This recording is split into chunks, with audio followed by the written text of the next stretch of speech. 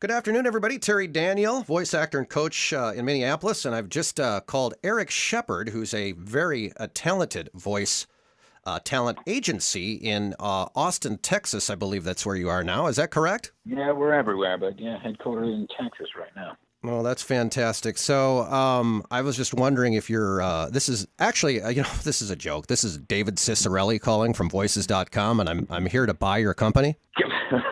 Well, hey, listen, name your price. Everybody else says. No, in all serious, we woke up to, some hysterics this morning with the Voices.com acquisition of Voicebank. And you know how people, I've been guilty of it more times than not. And we tend to kind of jump to conclusions as diva-like voice actors. And we tend to kind of spin things out of control. And we want to jump off of a cliff and roast our microphones over the bonfire every time we hear a piece of news. So I just wanted to get it from the horse's mouth, one of my favorite people in the world. And I'm not just kissing your, well, actually, I think I am kissing your ass. I'm used to it. I'm a very powerful man. So, from a talent agent's perspective, what are your thoughts on what exactly has happened here? Man, I'm telling you, I was up early as hell this morning, and we got kind of early wind of this, and I've been pretty nauseous about it all day. I understand the desire to want to kind of downplay it. But it is a big deal. Again, this is coming from an agent and not from, just from a talent. Right. But they've been very, very clear on what their game plan is. And they want to put all agents out of business. You have an agent and you work through an agent. Of course, there's a vetting process, and that's, it's tough to get an agent, and there's, you got to submit a few times, and then a casting couch and a fellatio and all that. But now you're a vetted talent, and your agent has been vetted by you and by other talent as well, and they treat you fairly. We take 10%, for gosh sakes. Most of the other agents takes 15%, and everybody knows that Voices takes up to 80% on projects. No doubt. So for them to buy out Voicebank is really the first salvo where they're attacking agents now. They want to take over the industry. They've been very clear about that. They want to make sure that every voiceover project in the world goes through their system somehow, and then they take a huge amount from talent from there.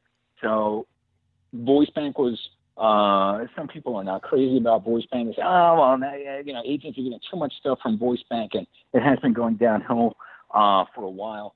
But it has been a tool in our arsenal, and now it's being taken away. So they've been attacking talent for quite a long time.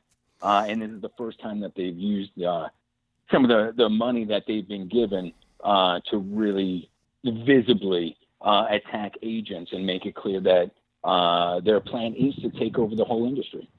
Well, and it seems like, this, I can't recall his name, but the owner of Voicebank, it seems like, it's money before ethics and morals here, because, he had to know what was going on behind the scenes at Voices.com, and he took the check anyway.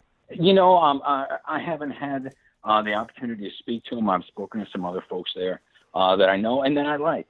It is disheartening, though, to know, we've been paying his mortgage and, paying the bills for years and years. His clients were agents. And then of all the people they could have sold to, they sold, to like our sworn enemy, to somebody. So I don't know. I don't know what the end game is. They want to just disband it and try to put everything through, the regular URL, or if they're just going to try to gouge agents the way that they gouge talent. I don't know. But either way, it's the end of Voicebank as we know it. And, any talent that is that's repped by an agent, this is going to have an effect on you for sure. Now, I know there's agents out there that don't even use Voicebank. They've got their 20 to 30 clients that they've worked on for many, many years. So, I don't really see this really affecting, voice talents necessarily on those rosters. I've spoken with a couple of talent agents that just kind of said, nah, nothing to see here, business as usual, that this isn't going to phase the industry a bit. I mean, what do you have to say to that? Well, I mean, that's nonsense. And they know, I mean, if this was a couple of years ago, it could have been devastating to a lot of agents. Voicebank was a much bigger part of their process and where they got auditions from. The past year or two, you go back a couple of years, we'd be doing maybe 90% of the auditions that were on Voicebank. It was good stuff, man. High-paying stuff, and it was great. And we put it out, and we were booking through there forever. Daily. We're still doing stuff every once in a while, but now we're turning down probably 70 to 80% of the stuff that's on there because the rates just suck. So whether that's because they've actually been in bed with voices already, I don't know. So, I mean, is it a huge blow for us? No. But, I mean, we're doing a project today that is, thousands and thousands of dollars, and it's through Voicebank. We have 2 auditions that are out through Voicebank, and we got to drop them, and so we don't know what's going on with that. I mean, it's not as much of a big deal now as people thought it was. But there's, there's 2 factors. This is one weapon that is taken out of your agent's arsenal, which is not a good thing for talent. And 2, this is another, example of a predatory business really, really, working on their takeover the entire industry. Well, what do you say if we get every voice talent to pitch in like $500 and then we can go to voices.com and offer to buy them? Listen, man, you put out the call. I'm sure that'll be great, and then they'll be publicly traded. It might be. Listen, I've been putting out the call for a while. We want every talent to drop their profile, paid or not paid. Yeah. If you're giving these people money, really, there's no way around it. You're part of the problem. These are predatory, horrible, just shitbag people, and they're taking advantage of you. They're taking advantage of the industry. And this is just another example of how far they're willing to go. And I'm sure this is just the beginning. Agents are doing stuff on our side. And, there's certainly going to be quite an exodus from Voicebank. But then what? When there's talents that are lined up to give these folks their money, it's mind-boggling to me. It's just absolutely amazing that they'll allow it. Well, it's interesting because, I believe Jeffrey Umberger posted something today that he was pulling his agency out of Voicebank. Is that something that you're considering or willing to do? We're absolutely doing that. There's no way that Voice Talent Productions is going to give a check to voices.com. It will happen over my dead God. body. Can you hear the thunderous roar of applause behind me? Let's just pretend there's a stadium of voice actors that are cheering you on, because when they hear you say that in this interview, that's exactly what's going to happen. I'm not that brave because there's a lot of other agents that are going to do the same. Again, this is a company that's been very clear that they want our heads on pikes. I've been watching way too many freaking episodes of Game of Thrones lately, so it's just all like, God, freaking Cersei, Cicerelli, like whatever. But it's just such a battle, and this is, I've been talking till I'm blue in the face and just telling people, quit it, man. How could you, why would you support this, man? Why are you letting people, walk all over you? But they do, so to stick with them as a talent is really folly. But then, I'm making some money off of them. And, listen, you're trying to pay the bills. But agents are not going to stand for this. So, yeah, I'm certainly not the only one. Yeah, and it's easy to bitch about it back and forth in voiceover forums and voiceover groups, and everybody's ready to crucify voices.com in a forum. But then you look on voices.com and a lot of these people's profiles are still on there. So if you're really outraged by this, you have to delete your account. Exactly. Vote with your dollar, posting something. If you care about the industry, if you want to hashtag voice strong, Man, I'm trying to make that like a thing, I like but it. it's true. I mean, it's really about taking back. I said it in one of my silly videos. We're actors, man. We're like so full of ourselves. Like actors are so self-important, and which is whatever. Like that's not good or bad, but and then it just be like, man, I'm just gonna let these guys. Well, you're not an actor. You're like a metric. You're a whatever. And I don't know. I don't know why they deal with it. I don't know why they allow it. And I think for a while there was this complacency where people say, well, you know what? It's going to take forever. Or there's this, someone's yelling, the sky is falling. And don't worry, it's no big deal. But just how fast this is happening, how rapidly voiceover rates have been plummeting. I mean, plummeting over the past year or two. And a lot of it, is due to this issue, man. It's this is not people go, oh, my poor agent, he's going to have to do 2 lines of coke instead of 3. No, man, it's going to affect your bottom line. Yep, I hear you there. And obviously, from a non-union self-contractor position, this really isn't going to affect anybody's business. I mean, some people do really well with agency work. Some people do really well on their own, working directly with producers and audio-visual departments of corporations and explainer video companies. This isn't going to do anything to affect that kind of business. But I do feel because it brings down the industry as a whole. When the rates are plummeting, when there's all different factors, whether it's everybody going non-union, whether it's voices taking over and they're skimming 80% off the top, it creates a new norm of what people are going to pay. And clients are not stupid, man. If you say, well, I got a client and they've been coming to me forever and I pay X amount of dollars, somebody in the company is going to start going click, click, click. And they go, well, wait a minute. Now the going rate is a third of that. You're going to be out of business, whether you think it or not. You're going to feel the pinch.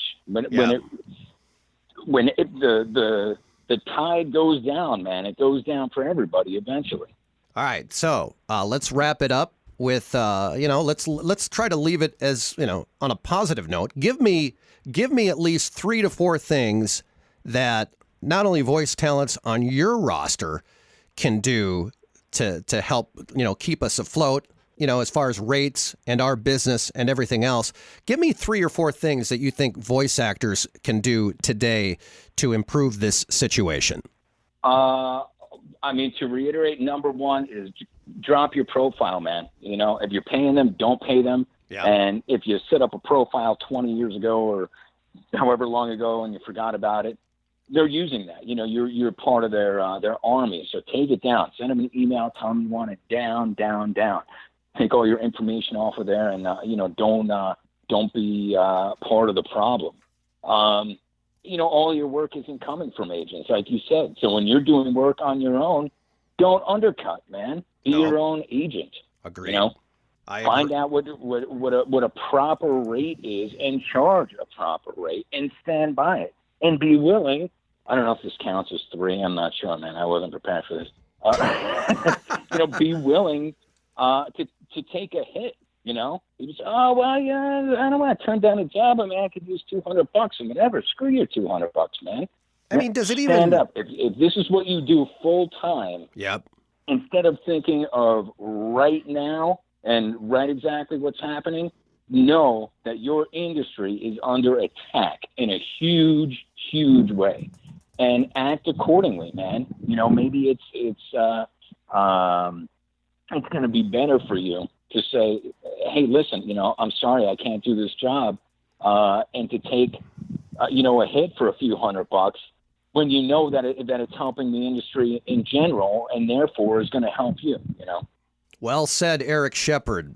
Voice talent agents, one of my favorite dudes in the world. By the way, your Skype profile pic, I believe, was taken at Voice 2008.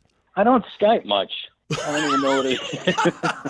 I recognize the picture because you had those Chips sunglasses on, and you and I would sit out on the. I still wear them though, man. I lost like 80 pairs of freaking Ray-Bans, and I still buy them. But I probably gained like 800 pounds since then, man. You know how it is. You turn 40, you marry a hot chick. That's it. It's all over. Yeah, I hear you there. You go downhill. That was an amazing year. You and I got to know each other. We would skip all the presentations and we would sit out in the bar and have lengthy conversations about voiceovers. And honestly, I don't think anybody's probably surprised by that. That we were at the bar? No, nobody's surprised by that. But they might be surprised to know that all the people that joined us in the conversations, we probably learned more than anybody in any of those breakout sessions. Yeah. Because we were just sharing what we knew, over a beer and, getting to know each other. Hey, wait, I know about this and I know about that. And fortunately, since then, there's been a FAF thing and we did a thing for a bit. And, listen, if you're talent, be friends with other talent. Don't market to other talent, for God's sakes, you freaking nuts. But talk to other talent, man. And, use each other to hold on to, because the waters are getting rough, man. And voice strong. That's all, that's all I could say. Well, I think we should, I'd like to buy a Voice Strong t-shirt if you've got one available. I don't. If I tell Lindsay, though, she'll make them available in like 5 minutes. All right, leave it at this. I want you to promote you've got an incredible video series going on right now that everybody loves. So why don't you go ahead and let us know how people can subscribe to that? I assume it's a YouTube channel. Go ahead and plug away, and we'll call it a day. It is. It's called The Outspoken. I'm trying to put people like Carrie out of business. Basically, if you have a question about voiceover and you want some professionals to answer it, then go to the show. We answer people's questions. There's been more rants lately, but the rants are fun. And it's all in HD, so you get to see me warts and all. But if you have questions, things that you're concerned about, you're able to ask your questions, and we answer them for free on YouTube, so that we're all internet famous, and then hopefully we're all a bit smarter, and that helps the industry as a whole. Thank you for being you, and thank you for being candid as always. Great information. Erik, we'll talk to you very soon. I appreciate it very much. Rock on, my friend. Thank you.